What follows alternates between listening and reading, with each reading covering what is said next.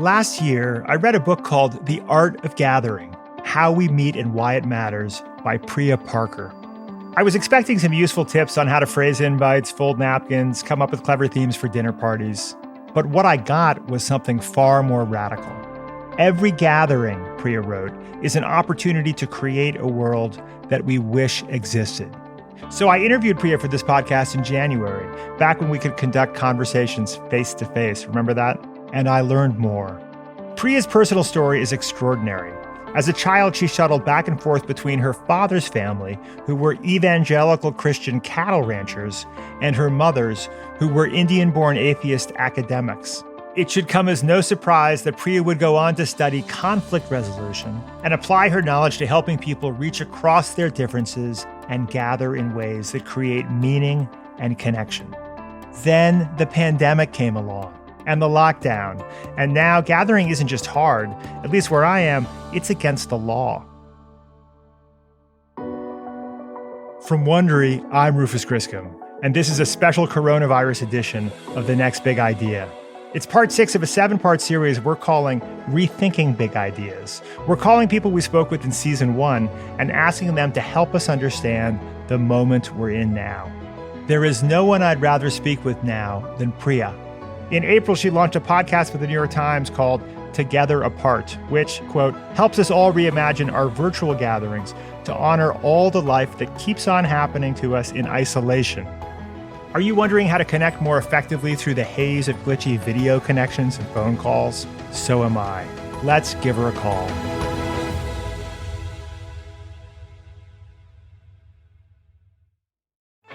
The Anxious Achiever is the podcast about your mental health and your work, where leaders from top companies, entrepreneurs, athletes, celebrities, and leading experts share how they've managed through anxiety, depression, and other mental health challenges, and how they've become better leaders in the process. You'll laugh, you'll cry, you'll feel seen, and you'll learn great tools and skills. And I guarantee you're gonna look at leadership in a new way.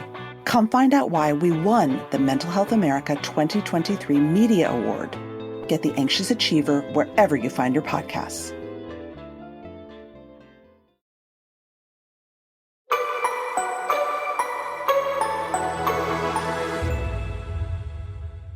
Hello, is that better? Okay, 1 second. Input USB, click. Output headphones, click. Okay, how's that? Okay, wonderful. We're all becoming sound engineers. Yeah, exactly. We're all sound engineers now. Right, totally. Priya, welcome back to the Next Big Idea podcast. Thank you for having me. I'm sorry we can't be in the same room this time. As am I. Well, I so enjoyed our last conversation. It was one of my favorites, if I'm allowed to say that. First of all, how are you? Are you and your family in a good place, literally and figuratively right now? Thank you. We are hanging in there. And I think, like, most people around the world, trying to wrap our heads around this new reality. But we are very fortunately safe and appear to be healthy and, go through the cycles of confusion and dread and moments of light and, everything in between. One of my concerns on your behalf, Priya, would be that on the face of it, given that you're someone whose livelihood is based on helping people gather, historically in person, yeah, I would normally be concerned about your state of employment right now. But as a listener of your wonderful new podcast, Together Apart, I know that you're very busy indeed. Are you surprised by the relevance of your work in this very different time? I'm not. And in part because, I think each of us are going through our own version of asking, what is the core of my work? Right? What is the core of what I know how to do? Mm-hmm. What is the core of a problem that I'm trying to solve? And for me, I'm a conflict resolution facilitator, right? At some level, facilitators have always been interested in the software of a gathering, not the hardware. Yep. And what I mean by that is the conversation, the dialogue, the meaning making, the psychological experience, and less focused on the hardware, meaning the table, the barbecue, the wine, the tech. And as a facilitator, the core of what I have always done is figure out how to create meaningful connection in a group despite pretty serious obstacles for progress. And In my work, the original obstacles I really focused on was racial and religious, strife and identity differences, whether in India or in the Arab world or on college campuses here in the US. And right now we're in a moment where we are all trying to figure out how do we meaningfully connect for progress despite obstacles. Mm-hmm. And so a lot of the same questions and the lens of group dynamics are even more at the forefront, not just for facilitators, but for everybody in the world, right? All of the things that my field has been obsessing about for decades, all of a sudden have become everybody's problem.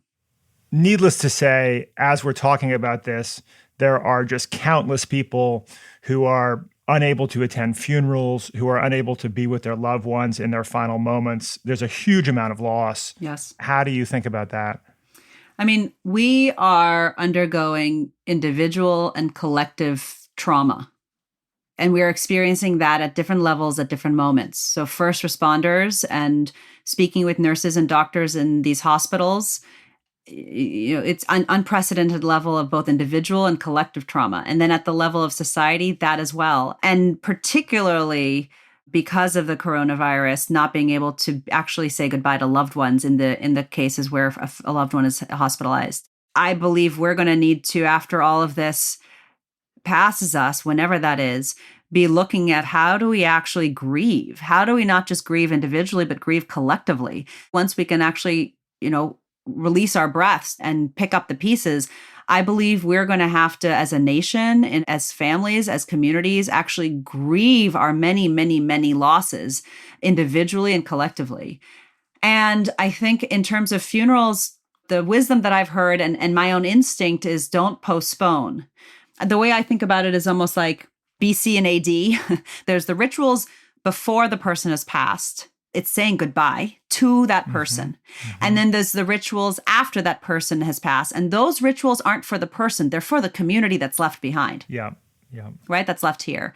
And I think one of the things that I've been seeing and reading about and with talking to various people who have had to host funerals for their loved ones, that even if it's not in the form that you had imagined, to still mark the loss with your community in the ways that you can.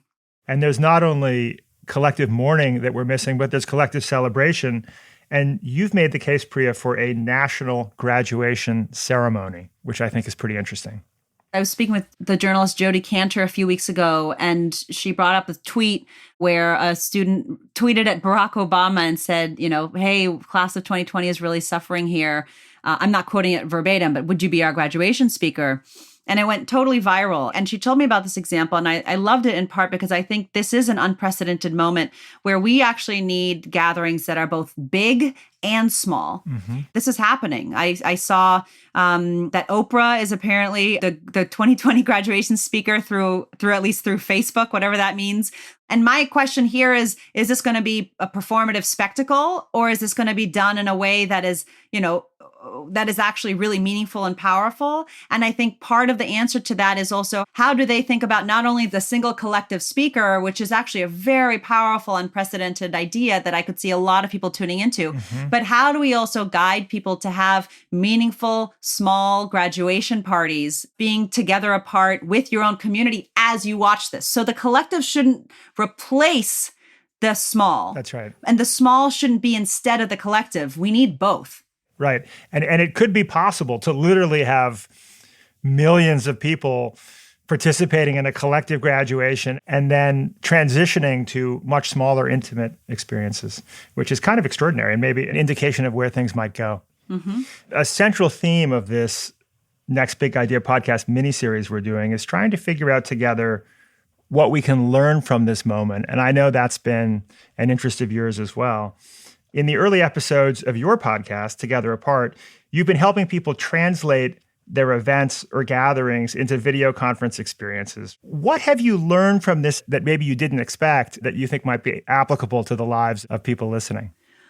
I think that people are really willing to take risks, to be creative, to think outside of the box. And one of the things that I've been interested in, whether it's for the baby shower episode in which a couple was, planning on having a baby shower, and then it was interrupted by coronavirus, and is now trying to figure out, do you still have it? Like, the baby's still coming, Yep. right?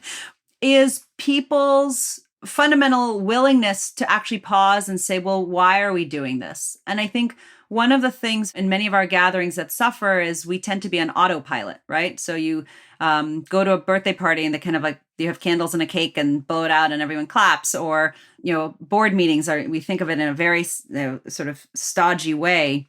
So the way the show is set up is people call in and we kind of do a coaching call around what do they actually do with their canceled, whatever the event is. And then in some cases, we follow them all the way along until they do it. In episode 2, there's 2 sisters, there's 13 years apart. And the younger sister is 17 years old. Her prom has been canceled. Her graduation has been canceled. And she's about to turn 18. And her older sister just feels really badly for her that like even her 18th birthday party is now canceled. And we get into this conversation about how, for this young woman, high school has been really tough. And she kind of just felt that once she'd graduated, it was the light at the end of the tunnel. Mm-hmm. And now it feels like the tunnel is just getting longer and longer and longer. And the conversation that we landed on is how do you create sparks of light at the middle of the tunnel? And in this case, we came up with the idea in part because the 17-year-old had always loved reading and always saw it as something that she hid away from her friends. She thought it was uncool. And they ended up hosting a readathon. They borrowed a tradition from a German theater group, which is you choose one book and you invite people over. They used to do this in person, and you commit to reading one book aloud together for as long as it takes. Right? 12 hours, 14 hours, whatever it is. I love it. And I suggested this on a call, and then they ended up going to do it. Amazing. And so it's been, I think one thing that's been really moving for me is that often we're on autopilot because we haven't seen other models, right? Sure. And so it's been really beautiful to see how a conversation can spark ideas for that person and then also for listeners. So after, that episode, we get tons of emails about people who have either tried to do that or try to do a version of, of some ridiculous elongating time, right? The length of the gathering can really be played with when people actually have a lot of time and everyone's at home. And so I've been really moved and inspired by people actually not just talking about these ideas, but then going out and doing them. I'd like to do that one. I think I'd pick a shorter novel, but but I'd like to do that. I think it's a phenomenal idea. Let me take a step back and describe why I thought your work was so important, even before the coronavirus. I would argue, and you've heard me say this, that our interactions with other humans doesn't make up 50% of our happiness or 75%. It's really like 99%, right? It's the whole thing. We're social animals. So learning how to gather in ways that are effective could not be more important. It's like, as you said it earlier, Priya, it's like the operating system or software for the human experience. And I think it's interesting that, as you pointed out, even before the coronavirus, our gatherings have arguably been becoming less effective over time for many decades because many of our institutions that used to provide structure for our gatherings have eroded. So, for instance, religious leaders used to provide rituals and ceremony for different stages of our lives, and they still do, but maybe that's for fewer people. All this was true before the coronavirus. So we need to figure out how to construct meaningful rituals together. And you've said, and I love your phrase, meaning making, that meaning making has been democratized. Mm-hmm. What do you mean by this? And broadly speaking, how can we do it better? So just building on that idea, and I know we talked about this in our last conversation, traditionally, we turned to institutions to mark the various moments of our life. And that was true religious institutions. So whether it's a baptism or a bar mitzvah or a wedding or a funeral, or work institutions, right? That 25-year gold watch, right? The retirement party. And over the last few decades, all the Pew polls show that our trust in institutions, whether it's the banks and the government or whether it's religious institutions, is declining. And yet we're still having these moments of life. And so what's starting to happen, right? The number of people who now ask a friend to be an officiant at their wedding rather than a religious figure. Interesting. Right? The number of people who are now thinking about Do I do some kind of transition ritual for my child, even if I don't come from a tradition of quinceañeras or bar mitzvah or bat mitzvah? I want to create some kind of experience, a period party or a moon party for my daughter. How do I do this? Or the rise of new modern inventions like, and this is a real thing, the divorce party. Oh, wow. Right? Or, people are much more fluid in their jobs. Very few people now actually stay at an institution long enough to have that 25-year gold watch. And so actually now informally have so many more farewell parties because people are leaving more often, right? Sure. And so at every level, when institutions were responsible for these moments of meaning making, there were education forms to help the priests or the rabbis or the CEOs to kind of know how to conduct the ceremony. And now, because of all of these openings in allowing basically anybody to step in and whether it's host your funeral or wake or run a gala, we all are trying to figure it out without the traditional forms and rites of passage that a shaman went through or a priest went through or a nun went through. And so the democratization of meaning making simply means we are all hosts now, and we are all hosts of moments that are actually pretty important in the life cycle of an individual and of a community. And so it becomes even more important to know how to do this. And we're not taught how. And I get the sense from your comments earlier that in the friction that our quarantine status puts on our gatherings, that there may be an upside here and that it forces us to rethink why we do them in the first place. We kind of have to take them apart and rebuild them. And maybe we make them better. I think that there's going to be many, many, many dissertations being conducted on Zoom and the dynamics of Zoom in the coming years, in part because these technologies are amplifying the elements of gatherings that often, if you weren't paying attention, went unnoticed before, right? So there's a recent piece, a great piece, I believe it was in Forbes, about man-terrupting. It was a male writer who talked about how he began to realize that he was man-terrupting in Zoom calls in a way that he never actually saw himself, when it's not so slowed down, when if he says something, everything else doesn't just stop and the technology and the mute button of the Zoom algorithm chooses his voice over her voice. I think that we're in a moment where the friction is happening in part because everything is becoming pixelated and amplified, right? And so I think one of the things that it's forcing us to ask are questions like, do I really need to host this meeting, right? Is this absolutely essential? Like, what are the gatherings that are essential for us to host? And what are the gatherings that are essential for us to guest? And then can everything else go to the wayside? It's forcing us to ask the fundamental question that every gathering benefits from and is foundational, which is, why are we doing this in the first place?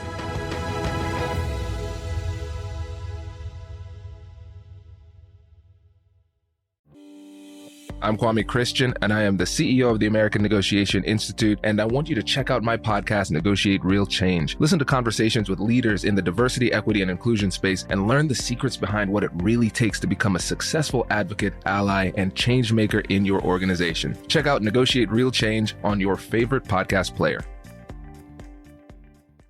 Hey folks, Rufus here. If you're a fan of our interviews with physicians, scientists, or entrepreneurs, then I have the perfect podcast recommendation for you, Raising Health. Previously called BioEats World, Raising Health comes from leading venture capital firm Andreessen Horowitz, A16Z.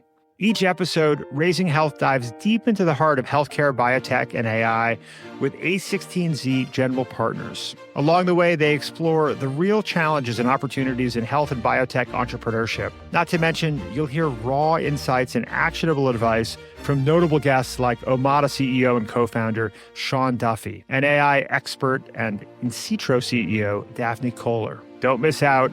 Follow Raising Health wherever you get your podcasts. Priya Parker's Art of Gathering is a great reminder of the value of community. And if you'd like to stay connected to life-changing ideas like Priya's, we hope you'll join us by becoming members of our community, the Next Big Idea Club. Right now, you can join for free for 3 months, and you'll get a curated selection of audio, video, and text summaries of the most groundbreaking new nonfiction directly from the authors, as chosen by our all-star panel of Malcolm Gladwell, Susan Cain, Adam Grant, and Daniel Pink. Just go to nextbigideaclub.com rethinking.com/podcast.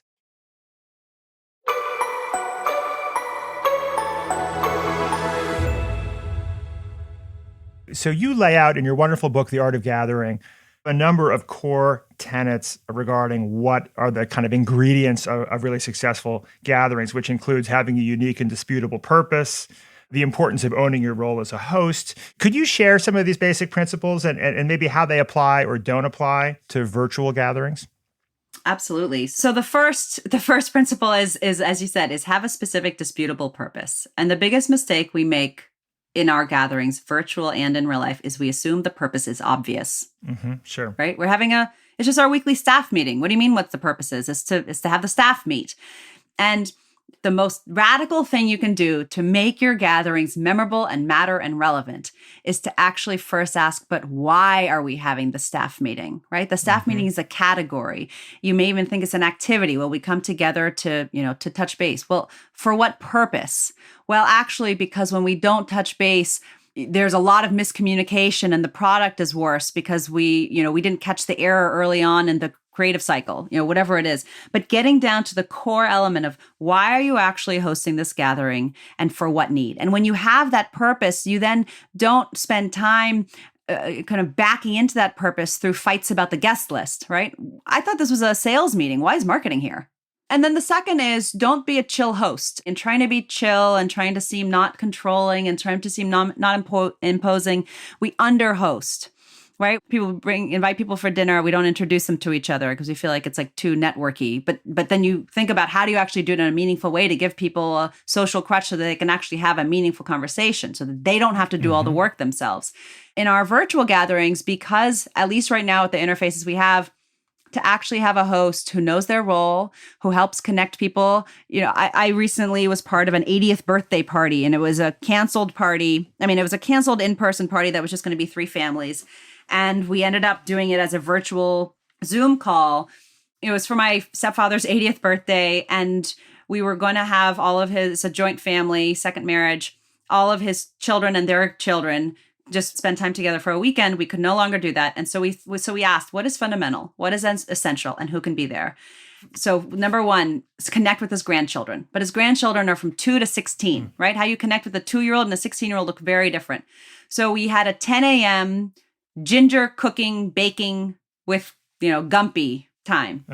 Everybody got their own very simple ginger recipe cookies. It was an activity everybody could do together. In the passive time, everyone started talking and joking around.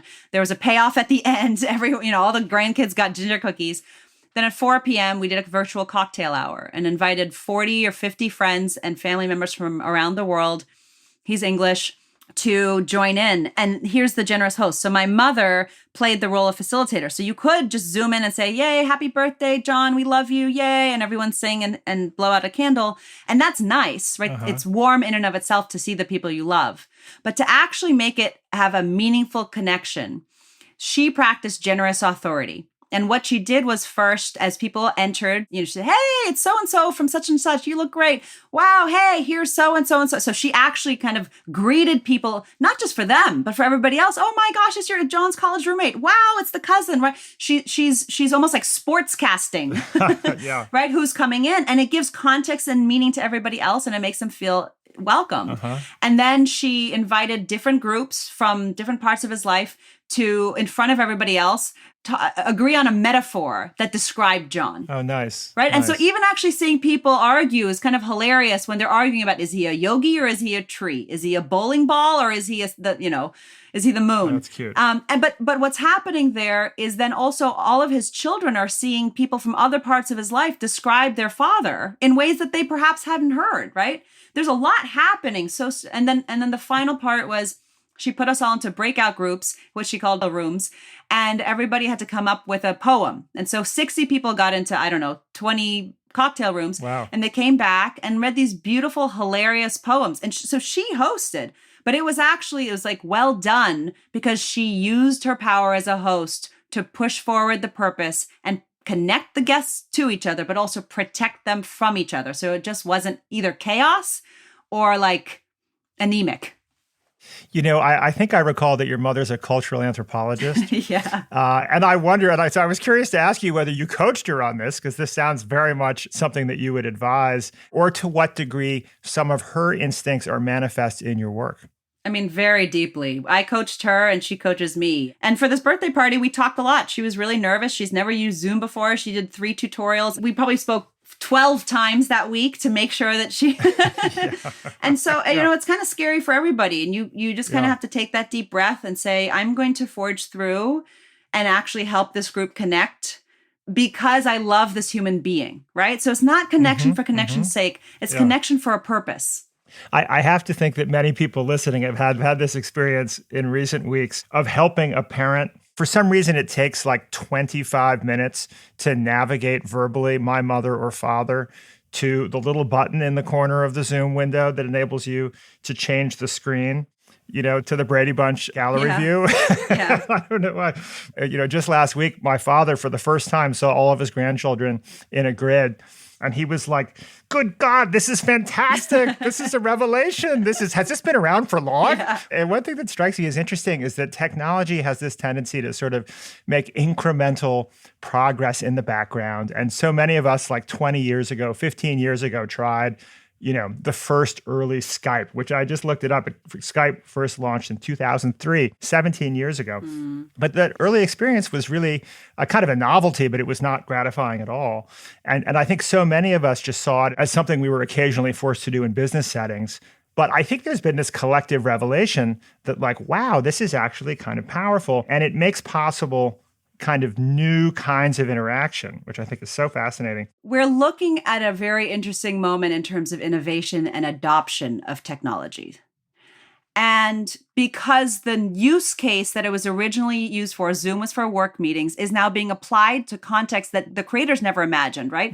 And so if you have thousands of people or millions of people all over the world needing to get into a Zoom Seder, and the rabbi, a group of rabbis in Israel said for the first time, you can do this over Zoom, that because of the moment we're in, people are going past the obstacles of adoption, their psychological, physical, technological adoption at a rate that's unprecedented for these types of applications. My sister is a college professor, and she has loved using Zoom with her students, but she has noted that it's more exhausting than regular interaction. But my takeaway is that Zoom is effective in proportion to video quality to some degree, because we know our brains are wired to read very subtle social cues we can't even perceive. We're not even aware of what we're processing. Right. My experience has been that it does convey emotional content that I don't get out of a call, albeit imperfectly. But it's somewhat of an indication of, my gosh, as this quality gets better and better and the glitches and lapses go away, that this is clearly going to be transformative.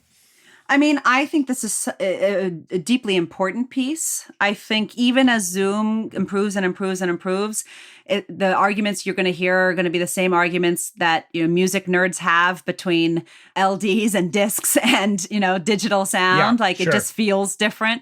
Some of our technology, older technology, really works. Yep. And just because we have this new doesn't mean that it's better. In fact, it can actually, like everything, have unintended consequences. I prefer my conversations when it's a conversation and I'm not with somebody. I prefer phone than camera on. And even, you and I had this last conversation in person. Yeah. And I don't know if you remember or not, but before we started rolling the audio, I said, don't mind me, but I'll be closing my eyes a lot. Yeah, right. And part of that is I close my eyes to think. I don't want to input all of this other data and manage you emotionally to actually focus on the ideas. Right? Part of Zoom is exhausting because you're managing more things, you're processing more data, and then the data is distorted. And so I think it's a really important piece to begin thinking about also how do we gather in ways that are off the screen? I agree with you. If I'm having a one-on-one call, I would definitely prefer it to be just an audio call. There's a lot of emotional content in audio, and that resonates for me. On the other hand, I love your observation that every gathering is an opportunity to create the world we wish existed. One of the ways that I wish the world were different is that I wish the geography was more collapsed, because it strikes me that one of the kind of tragedies of the modern world is that my my family we all live in different states. I have all kinds of dear friends who live across the country, right? And one revelation for me has been that in a world in which the choices I'm making about who I talk to and interact with are not based on geography at all, I'm all of a sudden doing a lot more communicating with friends who live far away, which is nice. I mean, until this moment, most of us had a psychological boundary in our head of who we spent time with and spoke to based on geography. And I think that is beginning to change. And I think that's one thing that will outlive this moment. On Together Apart this week, one of the people I spoke with is a poet and writer named Clint Smith. And I know him a little bit, but I discovered that he defended his dissertation remotely. I love this. And I discovered it because he posted this picture on Instagram of the back of his grandfather's head, looking on a screen, watching his grandson. So his grandfather's in New Orleans. Clint is in Washington, D.C., where he lives, and he's defending his thesis at Harvard University with 4 proctors that are also in their own houses. And I spoke with Clint, and he said it was so incredibly powerful for me. At first, I was really disappointed and almost feeling despair that this moment that I'd been working for 6 years, defending my thesis, and was canceled. And then, once I got over that, I realized I could they're live streaming the actual defense, where I go and defend the ideas and see if I can actually pass this program. And they said I could invite whoever I wanted. And 175 people who have been part of me for my entire life from around the world, but including my grandparents, didn't party with me afterwards. They watched the defense. Yep. Amazing. Right? The Supreme Court now is live streaming hearings to the public for the first time. We are not just geographically for things like nice things like birthday parties and engagements, hallowed institutions, bastions of power, closed door rooms are now realizing out of necessity that they can open. And my interest also and curiosity is, will they continue to be open after this is over? Yes. And I loved your conversation with Dr. Clint Smith.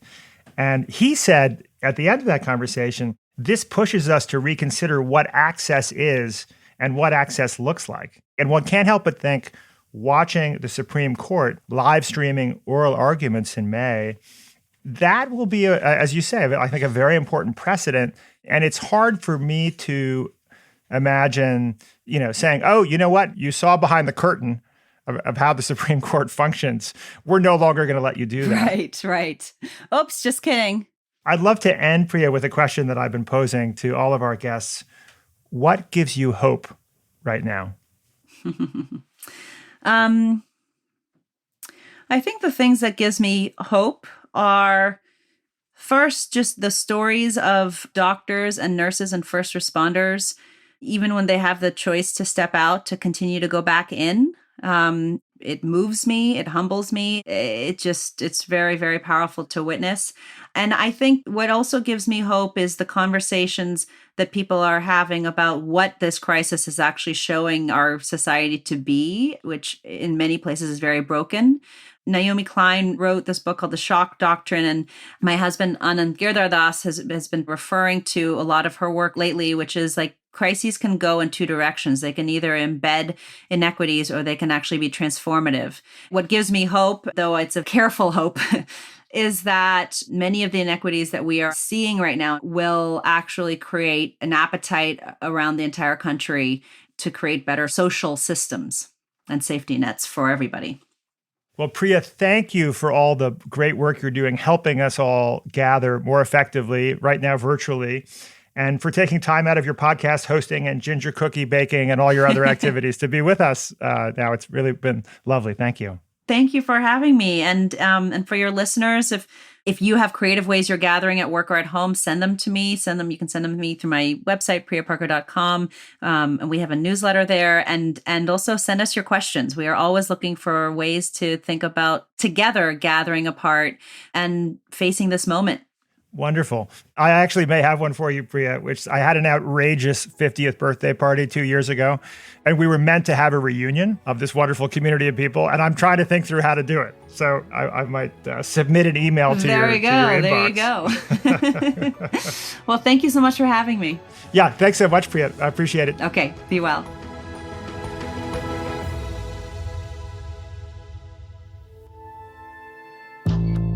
Before we go, I'd like to remind you that just because we can't exactly gather right now doesn't mean we can't connect. So I would like to invite you to connect with us at the Next Big Idea Club, absolutely free for the next 3 months. This is a quarantine special. Join us for lively online discussions, insights, and highlights from the best in new nonfiction, all curated for you by authors Malcolm Gladwell, Susan Cain, Daniel Pink, and Adam Grant. As soon as it's safe, you'll get invites to our live events as well, so we can all gather in person. Won't that be great? To join our community for free, just go to nextbigideaclub.com/podcast. Special thanks today to Priya Parker. You can find her book, The Art of Gathering, How We Meet and Why It Matters, wherever books are sold. There's a link to her New York Times podcast, Together Apart, at her website, priyaparker.com. Priya is spelled Priya. Next week, I'll be speaking with psychologist and author Adam Grant. Adam is one of the 4 amazing curators of the Next Big Idea Club and a ridiculously but deservedly acclaimed professor at the Wharton School of Business. He was also a high school All-American in diving. You've been listening to The Next Big Idea. I'm your host, Rufus Griscom. Sound design is by Jake Gorski. Caleb Bissinger is our associate producer. Our series producer is Michael Kovnat. Jonathan Miller is our senior producer. Our executive producers are Stephanie Jens, Marshall Louie, and Hernan Lopez for Wondery.